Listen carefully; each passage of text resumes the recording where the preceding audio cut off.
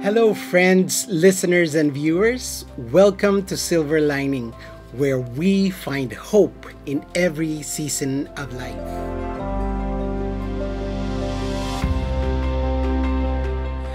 Good morning at good evening po dyan sa Pinas at sa inyong lahat around the world.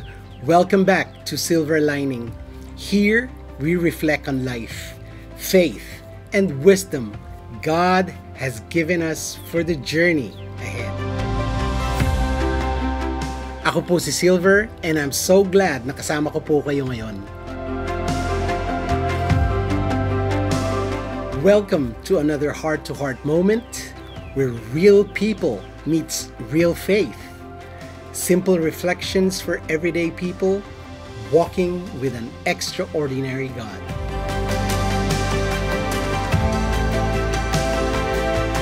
If this is your first time here, thank you for tuning in.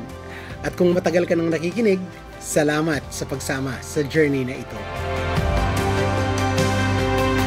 Don't forget to follow, subscribe, and share this with someone who needs a little encouragement today.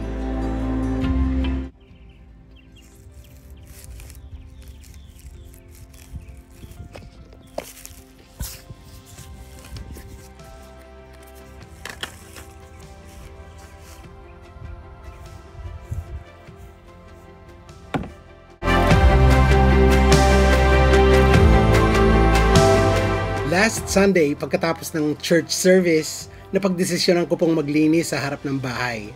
Ang daming weeds o ligaw na damo sa aking damuhan. Makakapal, matitigas, at paulit-ulit na tumutubo.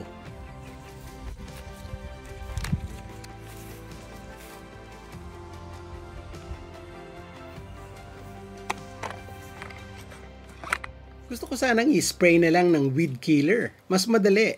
Pero natutunan ko na minsan pati yung magagandang damo nadadamay. So I chose the harder way. Isa-isang bunot. Mano-mano. Nakakangawit. Pero habang ginagawa ko ito, napaisip na naman ako.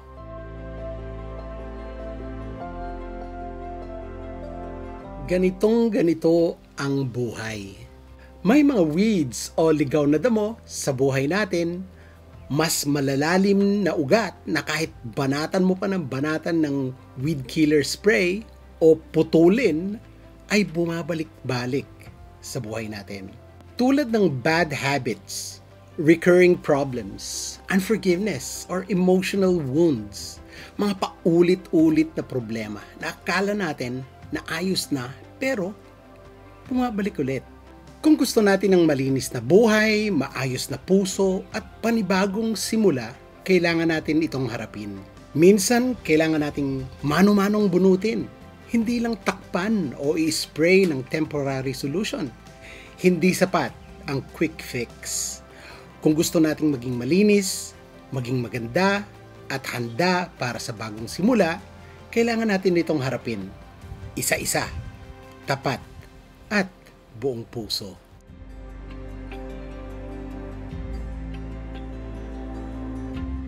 Recently, I had to face something very personal, something very painful. But I have to share it to you.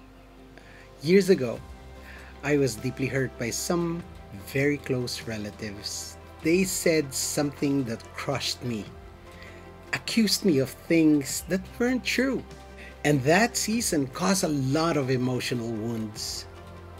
But by God's grace, I chose to face the pain and forgive.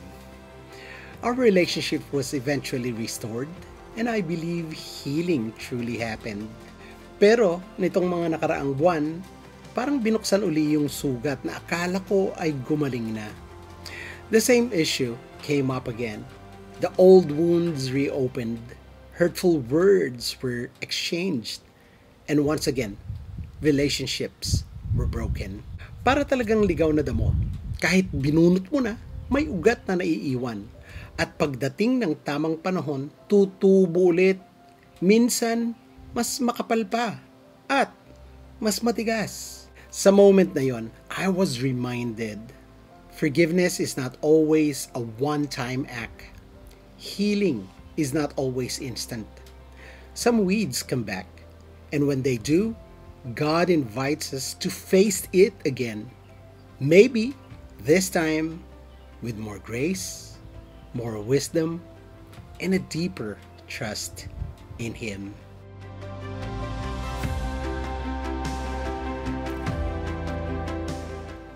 Kaya, let's reflect on God's Word and see how He speaks even in the most ordinary things.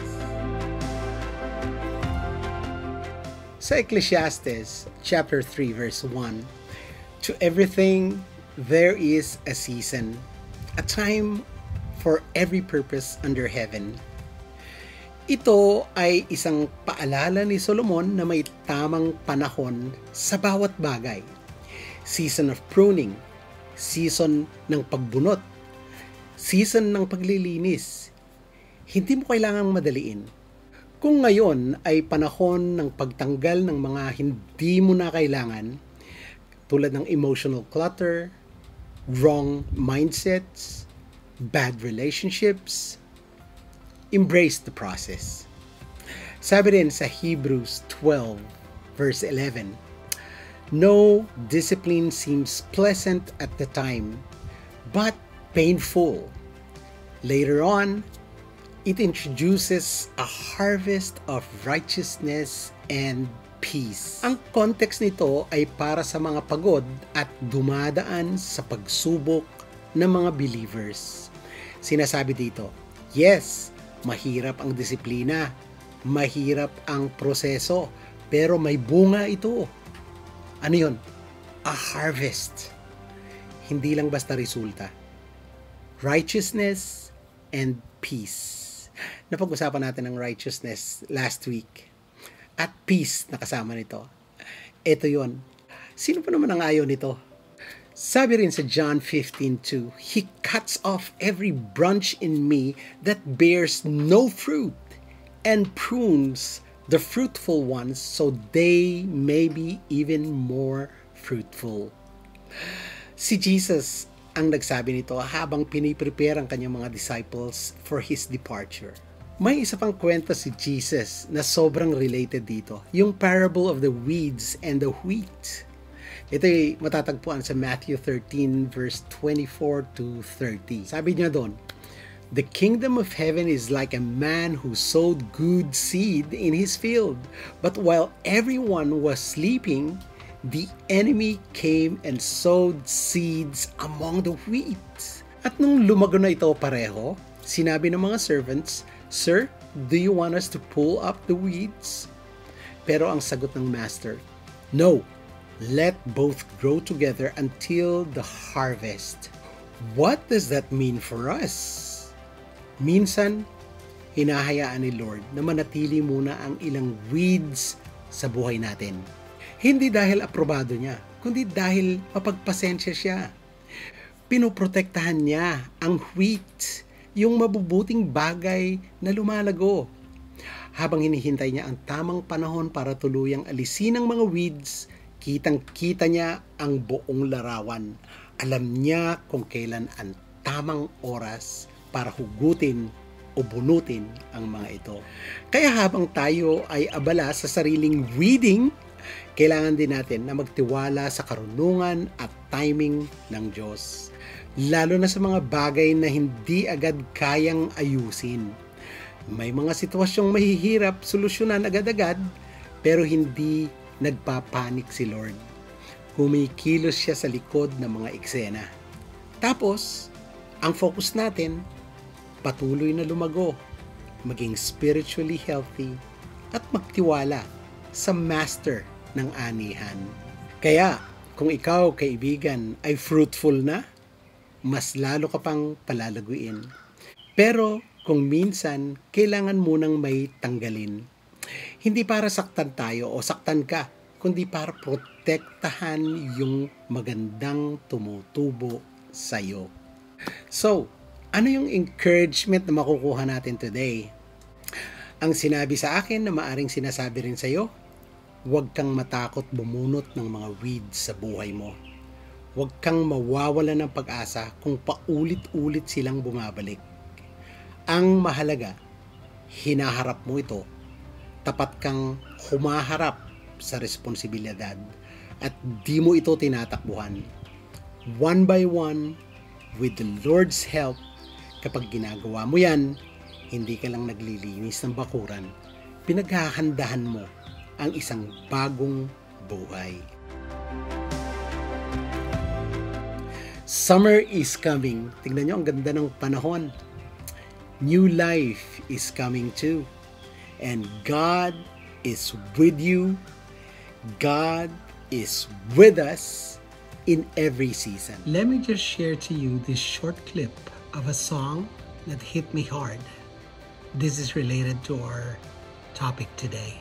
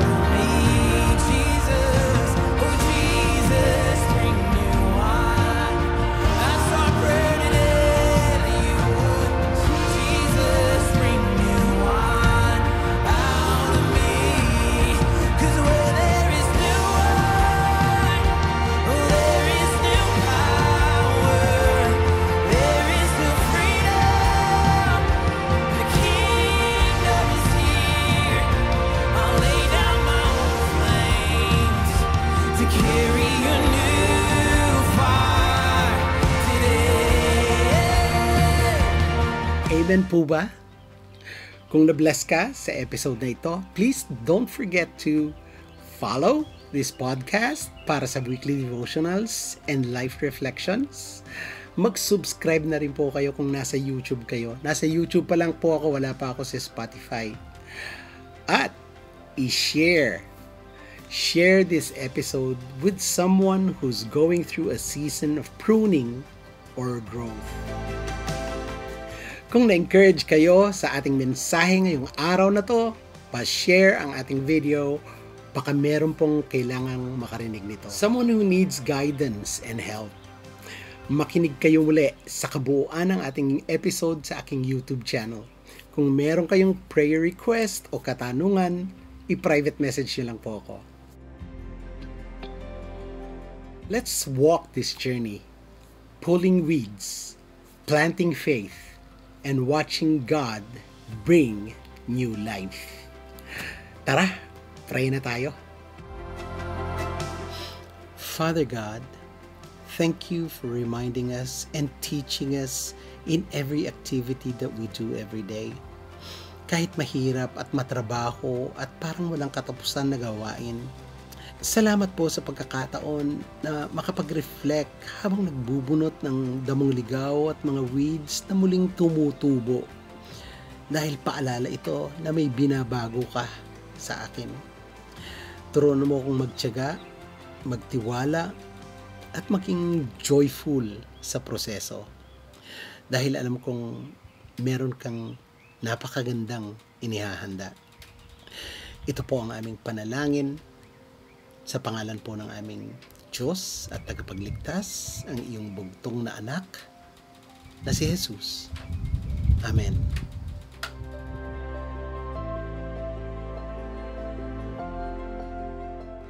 Sana ay nakapagbigay po ang ating episode ngayon ng encouragement sa inyong lahat. Abangan ang ating bago pang mga weekly devotional. Yan po ang ating episode ngayong gabi dito sa Silver Lining. Thanks again for spending this time with me. I hope today's reflection reminded you that God can speak even through something as simple as pulling weeds. God sees your effort, my friend, and He honors your faithfulness. So, hanggang sa susunod, stay grounded, stay grateful, laging tandaan, let's not just believe in God, let's live for Him. Salamat po muli. Ako po si Silver, sa pahintulot po ng ating Diyos na nagbibigay liwanag, karunungan, at pangunawa. Nandito muli ako next week. Bye! God bless, remain steadfast in your faith, and Shalom.